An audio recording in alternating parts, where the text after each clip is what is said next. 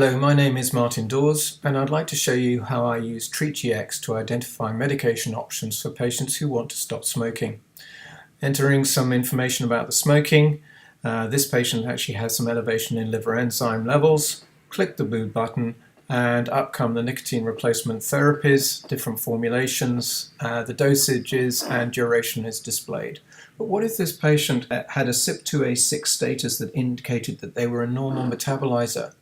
In this case, they're more likely to achieve and maintain smoking cessation with varenicline. If, however, they had an intermediate metabolizer status, how does that affect things?